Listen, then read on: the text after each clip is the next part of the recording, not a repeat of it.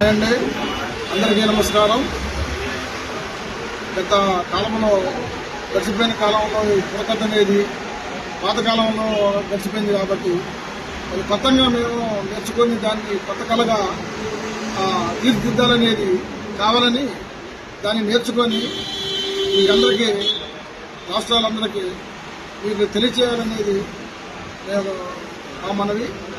ఈ వీడియో చూసి మీరు మమ్మల్ని ఆశీర్వదిస్తారని కోరుతున్నాం. మీరు కోరినట్టు ఎలాంటి బుర్రకథ అయినా కానీ మేము ప్రదర్శించడానికి మేము సిద్ధంగా ఉన్నాం.